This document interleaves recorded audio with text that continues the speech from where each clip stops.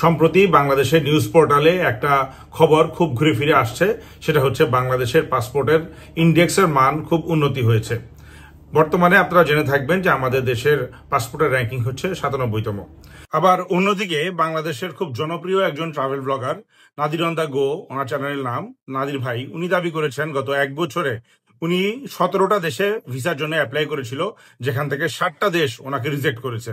7টা থেকেই আমার ভিসার অ্যাপ্লিকেশন রিজেক্ট করা হয়েছে। বেশ কিছু রিজন কিন্তু উনি উল্লেখ করেছেন।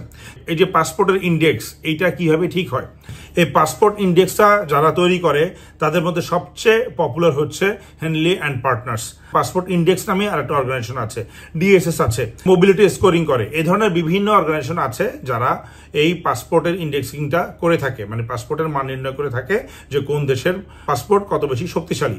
মূলত 2-3টা ইস্যুর উপর এটা ঠিক হয় যে আমার এই ধরেন বাংলাদেশ থেকে আমরা যারা ট্রাভেল করতে যাই, বিশেষ করে ভিজিট ভিসার জন্য, তারা বিভিন্ন দেশে কি পরিমাণ ভিসা ফ্রি এন্ট্রি নিতে পারি, অথবা ইটিএ করে হতে পারে, অথবা অন অ্যারাইভেল হতে পারে।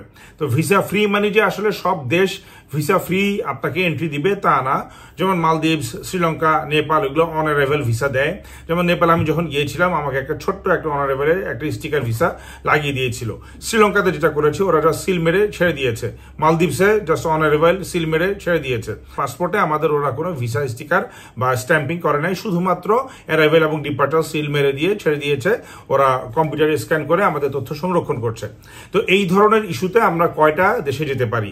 যদিও আমাদের অথরিটি যারা আছেন তাদের দাবি যে আমরা 39টা দেশে, এখন পর্যন্ত 39টা দেশে আমরা ভিসা ফ্রি অথবা অন অ্যারাইভেল ভিসা সুবিধা নিয়ে আমরা 39টা দেশে যেতে পারি। আসলে 39টা দেশ কি এখন আমরা যেতে পারছি কিনা সেটা বাস্তবতা নিরিখে দেখা দরকার। যেমন আমাদেরকে যে ইন্দোনেশিয়া, তারাও কিন্তু আমাদের অন অ্যারাইভেল ভিসা ফ্রি দেশ ছিল কিছুদিন আগেও। আপনারা জানেন যে ভিয়েতনাম এখন আমাদেরকে ভিসা দিচ্ছে না, ক্যাম্বোডিয়া ভিসা দিচ্ছে না, ইউকে, অস্ট্রেলিয়া বা ইউএসএ থেকে তো ধুমায় ডিক্লাইন হচ্ছে। অস্ট্রেলিয়াতে এবং নিউজিল্যান্ডে গত বছরও বেশ ভালো পরিমাণে ট্রাভেল ভিসা বা ভিজিট ভিসা হয়েছিল, যেটা এই বছর অনেকটা স্তীমিত। অনেকেই পাচ্ছেন, এখনো ইউএস এর মতো এতটা খারাপ অবস্থা হয় নাই। নাদির ভাই নেদারল্যান্ডসে ওনার এর আগে উনি গিয়েছেন, অথচ এই বছর উনি ভিসা পান নাই। তাহলে আসলে বাস্তবতা নিরিখে দেখা যায় যে আমরা যে 39টা দেশ দাবি করছি, এর মধ্যে অবশ্য আফ্রিকান কিছু কান্ট্রি আছে, সেখানেও দেখবেন আপনাকে অনারেবল ভিসা অথবা ইটি নিয়ে যাওয়া লাগতেছে। আমরা যখন গত বছর ইজিপ্টে অ্যাপ্লাই করতে চাচ্ছিলাম, তখন ইজিপ্ট আমরা যোগাযোগ করি এম্বাসিতে। তো তারা বলেছে ভাই এখন আমরা ভিসা দিতে পারবো না। আমরা কিন্তু কনফার্ম টিকিট কেটে ওদেরকে শো করেছিলাম, একদম রিটার্ন এয়ার টিকিট কিনে। কিন্তু আসলে ওই সময় মধ্যপ্রাচ্যের পরিস্থিতি খুব এলোমেলো ছিল, সময়টা ভালো ছিল না, একটা অস্থিরতা বিরাজ করছিল। তো ওই সময়টায় বিশেষ কারণে আমাদেরকে ভিসাটা ইস্যু করে নেই। যারা আমরা সাধারণ টুরিস্ট, ঘুরতে পছন্দ করি বছরে 1-2টা দেশ, তাদের জন্য কিন্তু এই জিনিসটা দিনে দিনে কঠিন হচ্ছে। শুধু যে আমরা গভর্নমেন্টের দোষ দিব বা পলিটিক্যাল পার্টির দোষ দিব, জিনিসটা কিন্তু সেরকম না। আমার আপনারও এখানে কিছু দায়িত্ব আছে। যেমন আমরা বিভিন্ন দেশকে, ইভেন মালয়েশিয়া, ইন্দোনেশিয়া, স্পেন, এই দেশগুলোকে আমরা বানায় ফেলেছি যে আমাদের হাব, এখান থেকে আমরা আরেকটা উন্নত দেশে চলে যাব। ওই সাগরে ভেসে হোক, জাহাজে করে হোক, অবৈধভাবে হোক, ইটালিতে হোক, আপনি যেখানেই যাবেন, এই আমাদের এই সাবকন্টিনেন্ট থেকে অবৈধভাবে যাওয়ার প্রবণতাটা খুব বেশি। এটা হচ্ছে আসলে প্রধান কারণ।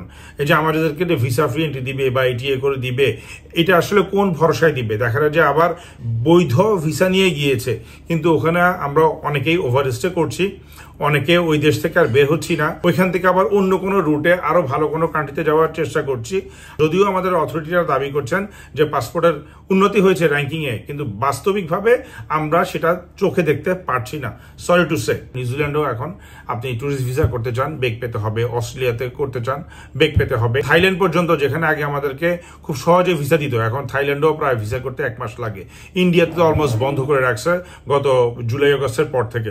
সব মিলিয়ে কিন্তু আমাদের এই পাসপোর্টের র্যাঙ্কিংটা উন্নত হলো, বাস্তবিক পক্ষে আসলে আমরা এটার উপকারিতা পাচ্ছি না। বৈধভাবে যদি গিয়ে আপনারা দেশের উপকার করেন, এটা সবাই উপকৃত হয়, দেশ উপকৃত হয়, সমাজ উপকৃত হয়, অর্থনীতি উপকৃত হয়। কিন্তু যদি অবৈধভাবে আমরা থেকে যাই বা কোথাও যাওয়ার চেষ্টা করি, এক দেশ থেকে আরেক দেশে, অথবা ওই দেশেই থেকে গেলাম অবৈধভাবে, ওখানে গিয়ে অবর্ণনীয় অবস্থা, যারা এখানে থেকে যাচ্ছে, সবকিছু মিলে আসলে আমার আপনারও দায়িত্ব আছে গভর্নমেন্ট বা পলিটিক্যাল পার্টির পাশাপাশি।